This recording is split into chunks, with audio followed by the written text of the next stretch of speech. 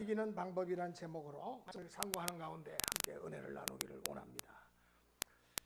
재앙 그러면은 이 재앙에는 무엇보다도 천재지변을 들 수 있겠죠. 천재지변과 같은 자연재앙을 보통 이야기를 합니다.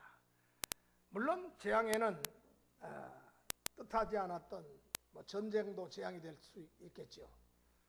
또 지금 우리나라에서 일어나고 있는 이와 같은 국정마비의 이런 사태도 재앙이라면 재앙일 수가 있겠습니다. 인간 스스로 자처한 인재에 가까운 그러한 재앙들도 많이 있습니다. 한마디로 인류 역사는 재앙의 역사라고 해도 과언이 아닌 줄로 압니다. 창세기를 보면은 노아 시대 홍수로 세상이 멸망당한 대재앙이 있었습니다. 창세기 6장 5절에 보니까 여호와께서 사람의 죄악이 세상에 관영함과 그 마음의 생각의 모든 계획이 항상 악할 뿐임을 보셨다 그랬어요. 그리고 7절에는 나의 창조한 사람을 내가 지면에서 쓸어버리겠다고 말씀하십니다. 이처럼 인간이 죄악을 많이 짓게 되면은 하나님의 그 능력의 손길로 하나님이 치시는 그런 재앙들이 나타납니다.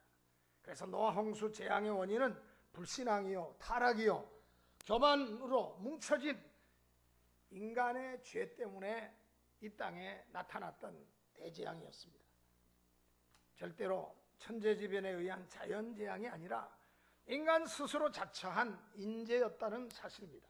창세기 11장을 보면은 시나이 평지에 모인 사람들이 똘똘 뭉치니까, 사람이 똘똘 뭉치니까 기고만장해졌습니다. 방자한 마음이 생겼습니다.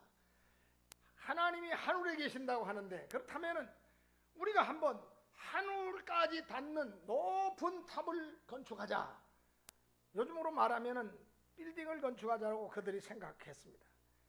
그 바벨탑을 쌓은 이유가 세 가지입니다. 첫째는 탑 꼭대기를 하늘에 닿게 하자 그랬어요. 하나님이 계시다는 그 하늘까지 올라가 보자는 겁니다. 하나님이 정말 계신가? 그렇게 높은 데 계시면 한번 우리와 한번 대면하자는 겁니다. 하나님만 하늘에 계시냐? 우리도 얼마든지 하늘까지, 하늘 꼭대기까지 닿는 건물을 만들어서 우리도 올라갈 수 있다. 하나님만 높으냐? 우리도 얼마든지 높아질 수 있다. 인간의 지식과 과학의 힘으로 하나님을 대적하고 견줄 수가 있다고 인간들이 생각했던 것입니다. 또한 또 다른 이유는 그들의 이름을 내자는 거예요. 명성을 날리자는 겁니다. 이름을 날리자는 이야기입니다. 이 땅에 이름을 남기자는 이야기죠. 호랑이는 죽으면 가죽을 남기고 사람은 이름을 남긴다고 그랬는데 자기들의 이름을 남기자는 거예요. 사실 사람의 이름은 어차피 족보에 남습니다. 호적에도 남고 우리 역사에도 사실 남습니다. 기록이라고 하는 것은 남기 마련입니다. 가급적이면은 더럽고 불명예스러운 이름을 남기기를 원치 않습니다. 우리 누구나 다 명예로운 이름이 남기를 원하죠. 군에서 제대하는 사람들 중에 불명예 제대가 있습니다. 어떤 사건, 사고를 일으켜가지고 불명예스럽게 제대하는 사람이 있어요. 그 사람의 이름은 참 정말 불명예스럽죠. 또 범죄를 저질러가지고 호적에 빨간 줄이 가면은 그 사람의 이름은 참으로 불명예스러운 이름을 남기게 되는 것입니다. 사람은 누구나가 명성을 남기기를 원합니다. 또 다른 하나는 흩어짐을 면하자는 거였어요. 저들이 탑을 쌓은 이유는 사람들이 도시로 오늘날도 마찬가지입니다.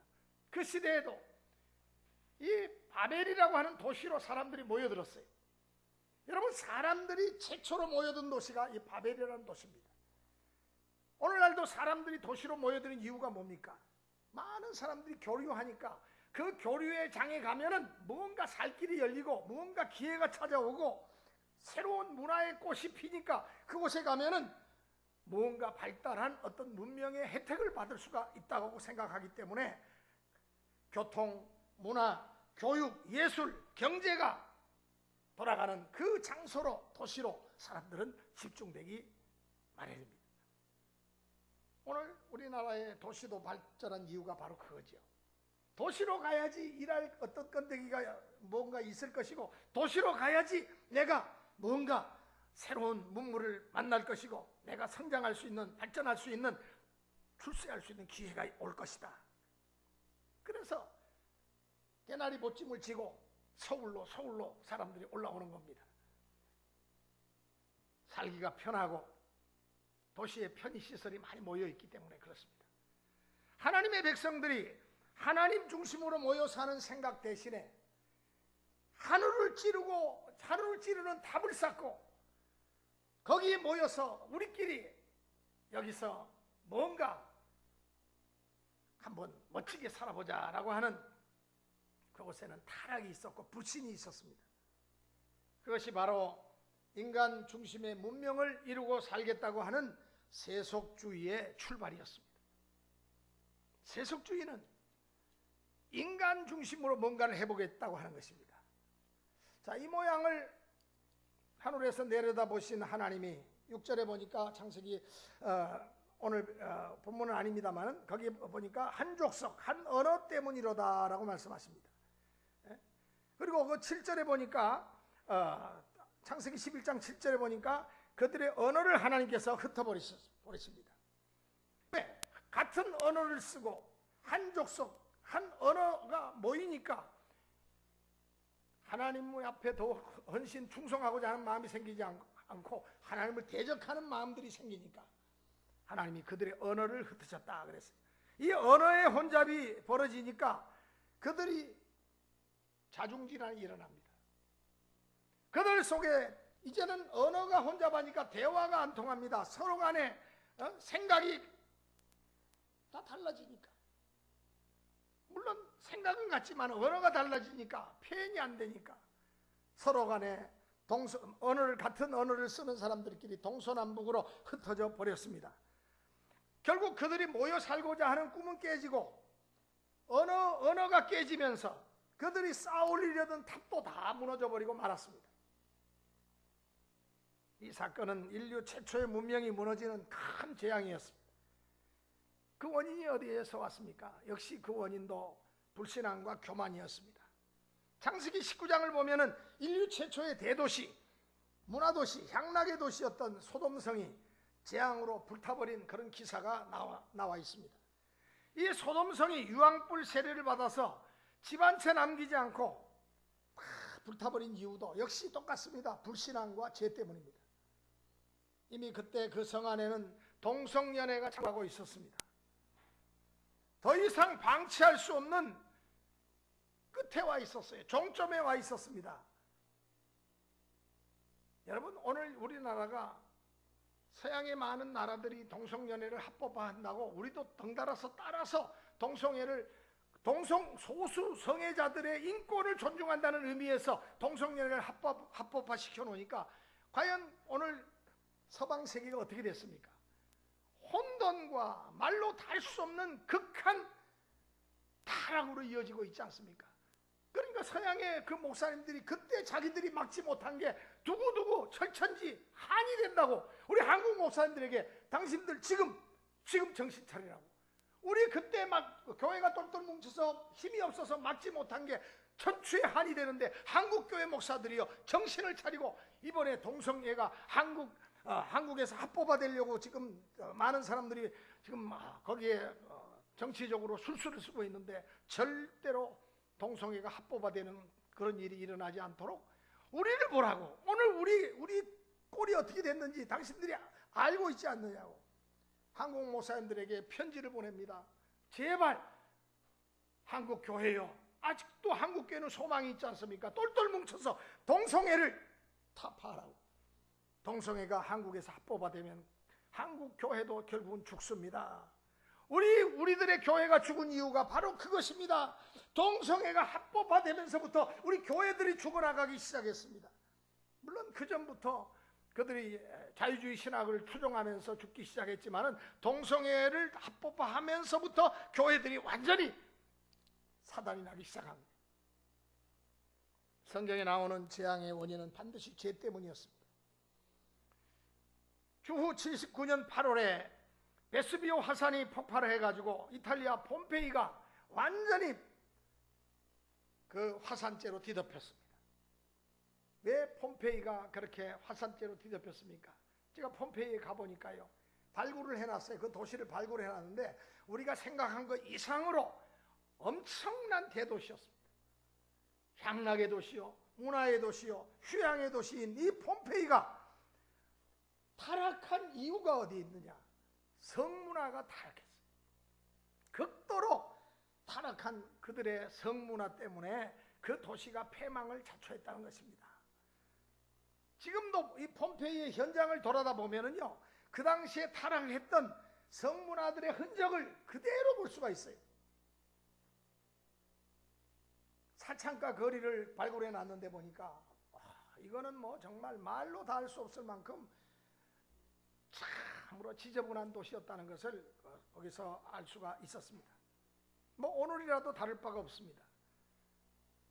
사스나 조류독감, AI, 신종플루, 과거에 또 광우병, 전쟁, 테러, 이 모든 재앙의 원인 제공자는 우리가 생각할 때는 새나 닭이나 오리나 돼지나 소가 아닌가 생각하는데 절대 아닙니다. 사람들이 저지른 잘못 때문에 짐승과 사람이 떼죽음을 당하고 있는 것입니다.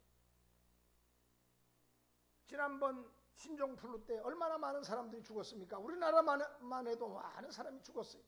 예?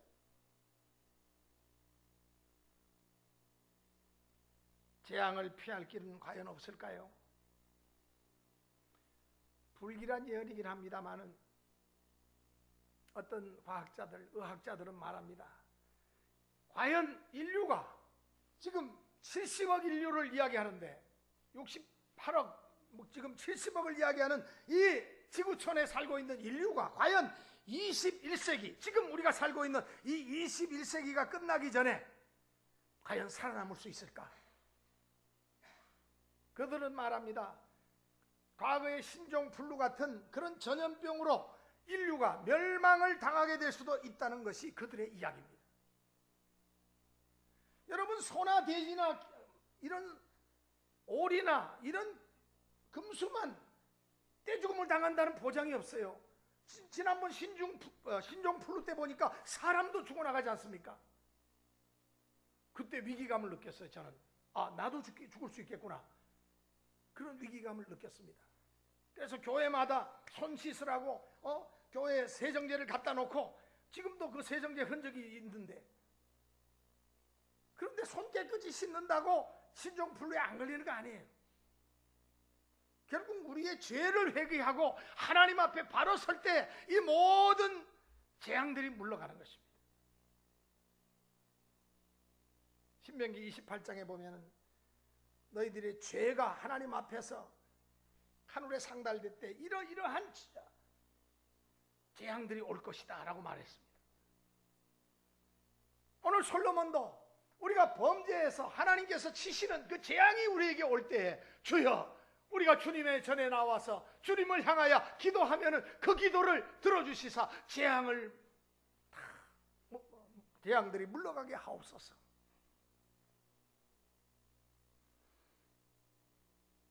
돼지가, 오리가 수십만 마리씩 떼죽음을 당하여 쓰러져가는 모습을 보면서, 땅에다가 파묻는 그 모습을 보면서 저 오리나 닭이나 돼지나 저것이 만약에 사람에게 전염되는 새로운 형의 전염병이라면 과거에 유럽에 창궐했던 패스트 같은 병, 뭐 쥐가 옮겼다고 그러는데, 이 패스트로 인해서 그 당시에 수백 년 전에 인류 세계 인구가 10억, 15억 정도 할 때 그때 유럽에서 2천만 명이 죽었어요. 과연 흑사병, 패스트와 같은 그러한 질병이 오늘 21세기에도 얼마든지 가능합니다. 그러니까 의학자들이, 과학자들이 몸부림치는 거예요. 두려워 떠는 거예요.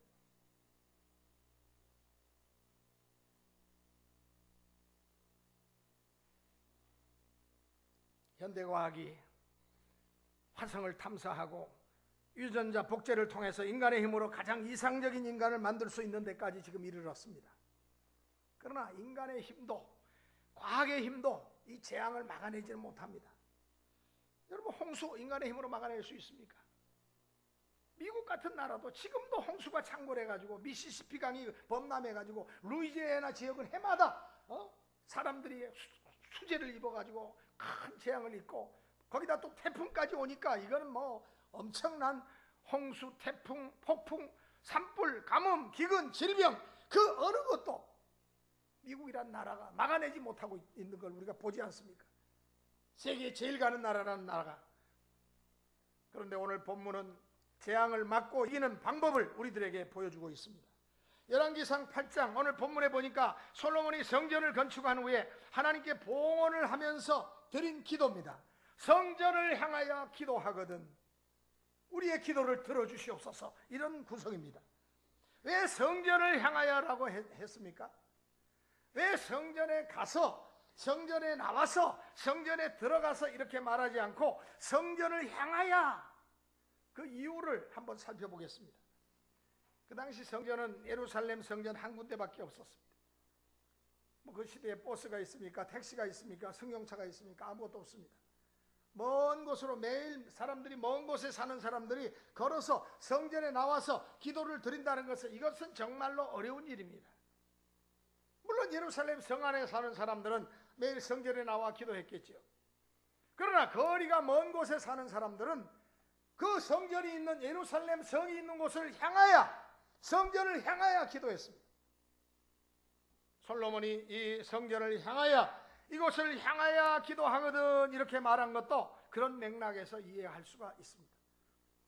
8장 29절을 보니까 이 전을 향하여 비는 기도를 들으시옵소서라고 말합니다. 30절에도 이곳을 향하여, 또 33절에도 이 전에서, 35절도 역시 이곳을 향하여, 38절에서도 이 전을 향하여, 42절에서도 이 전을 향하여, 44절에서도 전 있는 곳을 향하여, 48절에서도 전 있는 편을 향하여 라고 말하고 있습니다.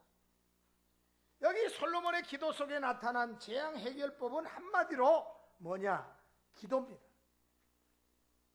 여러분, 재앙을 해결하기 위해서는요, 제가 광화문에 나가서 촛불 집회에 가담하지 않는 이유 중에 하나가 뭔 줄 아십니까? 자칫 잘못하면 정권력에 달아오른 어떤 정치인들을 동조하는 그런 집회가 될 수가 있어요.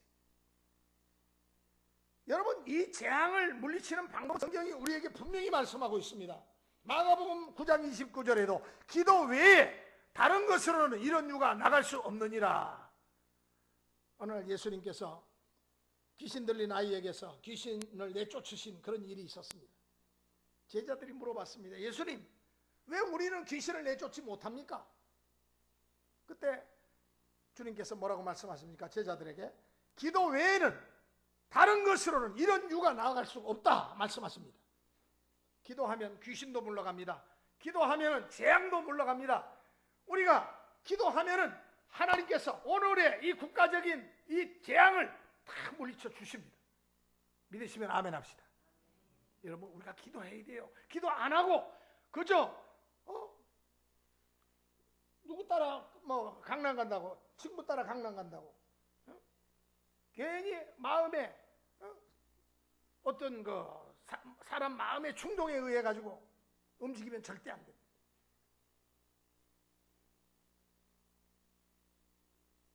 저는 우리나라가 지금 위기 상황입니다. 이럴 때 국가와 민족을 위해서 정말 잘못된 지도자의 그와 같은 행동에 대해서 우리 자신이 마치 내 죄인 양 우리가 회개하면서 하나님 앞에 이 나라 이 민족을 위해서 기도할 때지,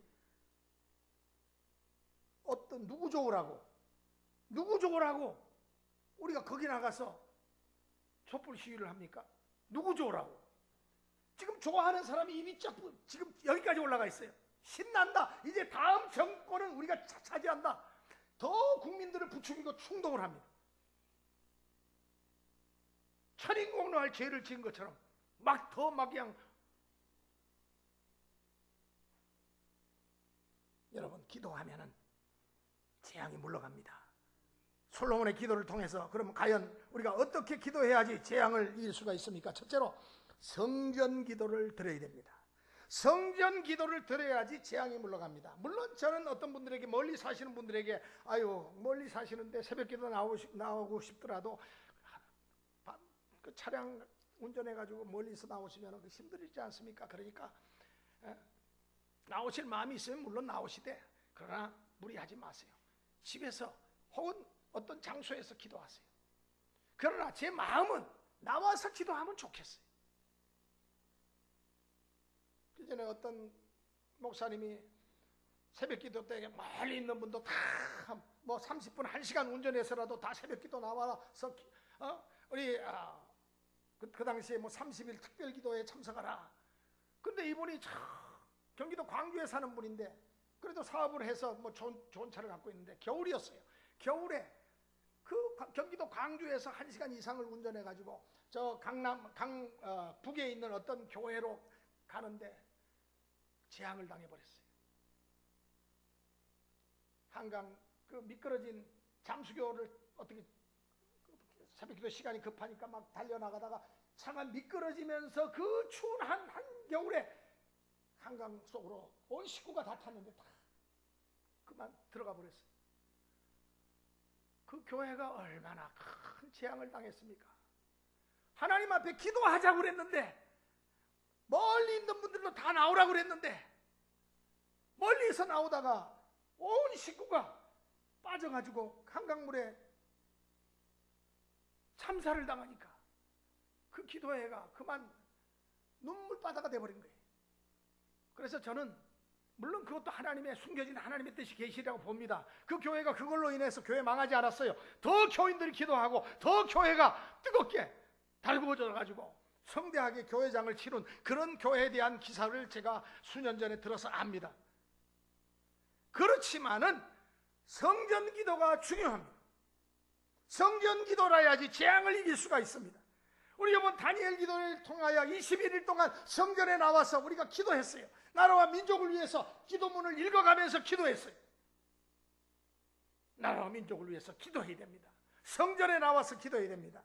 아이고 뭐 성전에 안 나와도 내가 있는 장소에서 기도해도 되지. 물론 되지요. 그러나 하나님의 성전에서 나와서 기도한 기도를 하나님은 기쁘게 여기시고 그 기도를 받아주신다 그랬어요.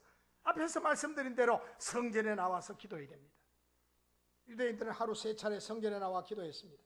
오전 9시 정오, 오후 3시에 기도 시간에 맞춰가지고 저들은 기도했습니다. 그러나 나올 수 없는 먼 거리에 있는 사람들은 성전을 향하여 기도하여 성전을 향하여 바라보면서 다니엘 6장 10절에 보니까 다니엘이 예루살렘을 향하여 열린 창에서 전에 행하던 대로 하루 3번씩 무릎을 꿇고 기도하며 그 하나님께 감사하였더라. 다니엘이 어디에 살고 있었습니까? 그 당시에? 그가 어디서 기도했어요? 바벨론에서 기도했어요. 예루살렘에서 수천 킬로미터 떨어진 바벨론에서 어떻게 기도했어요? 그는 포로로 끌려온 사람이었기 때문에 예루살렘에 가서 기도할 수가 없었습니다. 그러니까 예루살렘으로 향해서 열린 창문을 열고 기도한 거예요. 하루에 3번씩. 여러 해 전에 제가 이런 비슷한 설교를 한번 한 적이 있습니다. 우리의 눈을 열고 하나님을 향하여 성전에서 기도하자, 그런 설교를 한번 한 적이 있어요. 여러분, 그 당시에 6단지 그 하얀마을 아파트 쪽에 사는 어떤 집사님이, 목사님 말씀에 은혜 받았습니다. 성전을 향하여 기도해야 된다는 말씀에 큰 도전을 받았습니다. 목사님 설교를 듣고 집에 돌아와서 제가 했습니다. 동쪽으로 향해서 머리를 향해서 뒀던 침대를 교회가 있는 서쪽으로 향해서 침대 머리를 돌려놓고 제가 기도하기 시작했습니다. 여러분, 우리 사람들은 평소에 동양으로 자는 것이 좋다 그래가지고 침대 머리를 동쪽으로 이렇게 보통 돌려놓고 그렇게 생활하지 않습니까? 자지 않아요? 그런데 그거 동쪽에서 서쪽으로 옮겨놨다는 거예요. 이유는 누워서도 머리를 향하고 잠을 잘 수 있게끔 기도하면서 그렇게 눕고 일어나겠다는 거죠. 그러나 6단지 아파트 정도라면은 교회 나와서 기도하셔야 됩니다. 8장에서 솔로몬이 이 성전을 향하여, 이 전 있는 편을 향하여, 이곳을 향하여 기도하면 이렇게 말했습니다. 여러분, 성전이 어떤 장소입니까? 하나님이 거하시는 처소입니다. 쉐키나, 히브리어로 쉐키나라고 하는 것은 하나님의 임재의 상징인 장소라는 뜻입니다. 그래서 이 쉐키나의 현장이 바로 하나님의 성전입니다. 열왕기상 8장 11절에 보니까 여호와의 영광이 여호와의 전에 가득함이었더라. 여호와의 영광이 가득한 장소, 이 쉐키나, 이것이 바로 하나님의 성전입니다. 9장 3절에 보니까 내가 너의 건축한 이 성전을 거룩하게 구별하여 나의 이름을 영영히 그곳에 두며 나의 눈과 나의 마음이 항상 거기 있으리니, 하나님의 성전을 하나님께서 주목하시고 그 성전에 계시겠다는 거예요. 물론 우리 하나님이 우리 새서울 성전에만 계시겠습니까? 전지전능하신 창조주시기 때문에 어느 교회든지 하나님은 다 계십니다. 하나님은 성전에 이름과 영광을 두시고 눈과 마음이 항상 성전을 떠나지 않으시겠다고 말씀하십니다. 우리들의 경우 차가 있습니다. 집이 뭡니까? 가까운 성도들은 성전에 나와서 기도하세요. 가까운데도 수요일, 금요일 날 차를 보내지 않습니까? 그런데 불편하다고, 집에 앉아 있는 게, 누워서 텔레비 보는 게 더 편하다고 수요일, 금요일 날 차를 보내시는데도 가까운 데 계신 분들이 안 나오신다면 이건 문제입니다. 새벽마다 우리 교회 새벽 기도에 나오시는 어떤 이웃 권사님에게 제가 어떤 때 가다가 이제 나오다가 이제 오가다가 만나면은 제가, 아이고 권사님 수고가 많으십니다. 차를 몰고 우리 교회까지 나오시는데 시간이 꽤 오래 걸리시죠? 그렇게 제가 묻습니다. 그러면 이 권사님이, 아닙니다 목사님, 15분이면 넉넉합니다. 15분이면 넉넉하다. 아유, 그래도 힘드시겠습니다. 아니에요 목사님, 새벽에 나와서, 비록 여름에 운전하면서 새벽에 나올 때 시원합니다. 얼마나 상쾌한지 모릅니다. 그리고 아침마다 또 말씀 듣고 기도하고 가면은 그렇게 기분이 좋을 수가 없습니다. 여러분, 이렇게 성전에 와서 기도하는 것을 기쁨으로 여기는 분들이 많이 계세요. 그런데 어떤 때는 새벽에 제가 교회에서 좀 잠을 자고 좀 일찍 일어나서 이렇게 먼저 내려와 가지고 또 이렇게 새벽에 교회 예배 준비하고 또 잠시 이제 밖에 보면은요, 한 4시였을까? 그땐 새벽기도 4시 반에 5시에 예배 드릴 텐데 우리 교회 주차장에 삐까뻔쩍한 차가 한두 대가 있어요. 그 자주 있더라고. 뭐하는 사람들이 새벽 이 시간에 시동을 켜놓고 새벽 시간에 저렇게 있을까? 보니까 트렁크가 열렸는데 보니까 아마 그 필드에 나가는, 라운딩 하러 나가는 그 골프백들이 이렇게 있는 걸 보니까 새벽 이제 필드에 나가서 골프하려고 나가는 분들 같아요. 여러분, 아침 일찍 가서 라운딩 하기 위해 가지고 나가는 분들은 새벽 보통 4시에는 출발해야 됩니다. 내 육신의 건강을 위해서는 새벽 4시에도 일어나고 5시에도 일어나는데, 여러분, 영적인 건강을 위해서 우리가 새벽을 깨우지 못한다면 이거는 주님 앞에 우리가 좀 부끄러워할 줄 알아야 됩니다. 우리 인생도 오락도 취미도 우선순위를 정해야 됩니다. 가장 중요한 일을 우선순위를 정해서 행해야 됩니다. 우선순위가 뭐냐? 그것은 성전에 나와 기도하는 것이 우선순위. 여러분, 너희는 먼저 그의 나라와 그의 의를 구하라. 그리하면 이 모든 것을 더하여 주시리라 하셨습니다. 하나님이 원하시고 기뻐하는 일에 우선순위를 두고 한번 행동해 보세요. 여러분의 인생이 달라지지 않나? 여러분의 삶에 변화가 오지 않나? 두 번째로, 재앙을 물리칠 수 있는 기도는 무릎 꿇고 손을 들고 기도할 때 재앙이 물러갑니다. 문제가 있습니까? 고통스러운 문제로 인해서, 재앙으로 인해서 괴로워하면 하십니까? 그렇다면 무릎 꿇고 손을 들고 한번 기도해 보세요.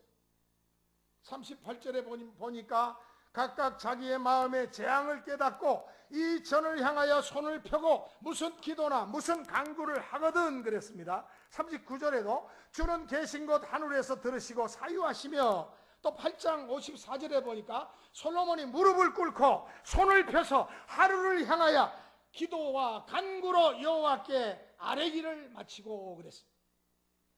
솔로몬이 누굽니까? 왕입니다. 그가 무릎을 꿇은 것은 하나님을 왕으로 높이는 것입니다. 왕 중의 왕이십니다. 그가 손을 든 것은 하나님을 향해 항복하는 것입니다. 여러분, 손을 드는 게 뭐예요? 항복하는 거 아니에요? 네?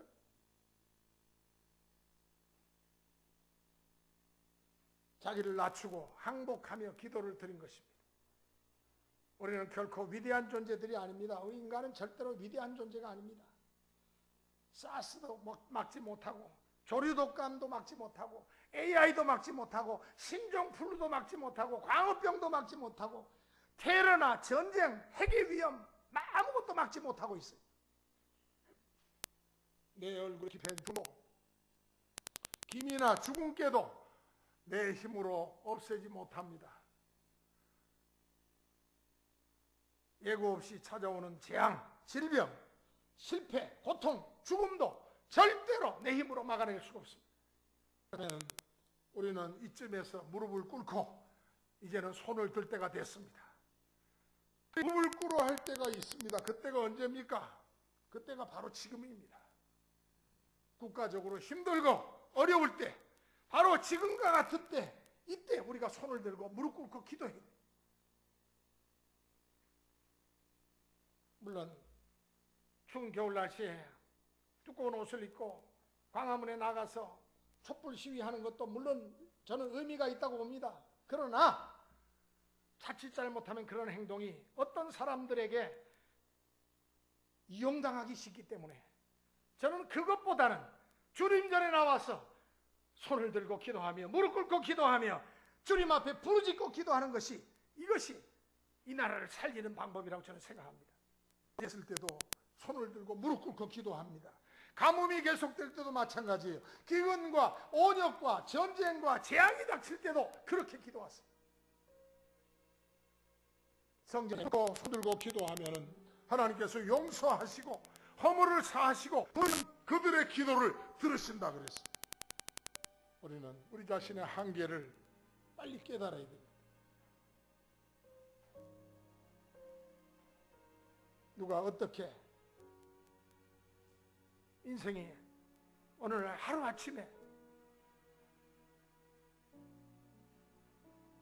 생과 사를 달리하는 그런 분들 얼마나 많습니까? 한국의 30대 명의 가운데 몇 사람, 그 수많은 사람들을 살려낸 그 명의 중에 명의가 지금도 병상에서 허덕거리고 있습니다. 누가 어떻게 이런 질병이 바로 나에게 오리라고 생각합니다.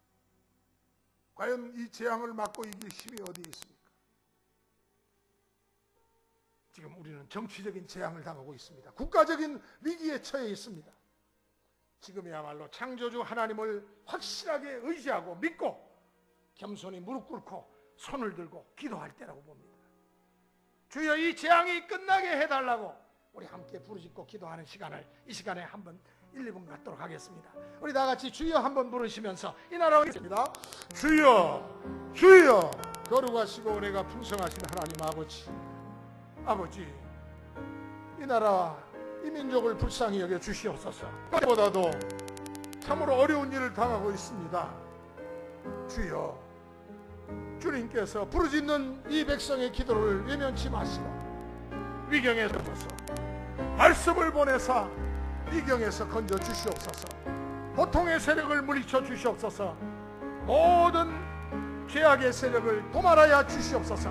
흉악의 결박을 물리쳐 주시고 멍에의 줄을 끌어 주시고 올무의 세력, 재앙의 세력을 다 물리쳐 주시옵소서. 하나님, 이 시간 이 나라와 이 민족을 위해서 기도합니다. 전국이 심히 불안하고 혼돈과 소요가 계속되고 있습니다. 국가적 재앙으로 국정이 마비되고 연일 연야 대규모 시위가 일어나고 있는데, 지금 국가 지도자의 하야와 퇴진을 이럴 때 우리는 하나님의 자녀들로서 어떻게 행동을 해야 할까요? 우리도 촛불을 들고 광화문으로 나가야 합니까? 주님, 오늘 우리 하나님의 자녀들이 취해야 할 행동 지침을 오늘 우리에게 말씀해 주셨습니다. 재앙을 만날 때 정치적인 행동보다도 더 중요한 행동, 인류의 생사와 화복을 주관하시고 역사길을 들어가시는 우리 하나님 앞에 나와서, 주의 성전에 나와서 무릎을 꿇고 손을 들고 기도할 때 재앙이 물러갑니다. 기도하는 백성 되게 하여 주시옵소서. 하나님의 존재를 의지하며 하나님을 향하여, 성전을 향하여 간절히 기도하는 주의 성도들 되게 하여 주시옵소서. 예수 그리스도의 이름으로 비옵나이다. 아멘.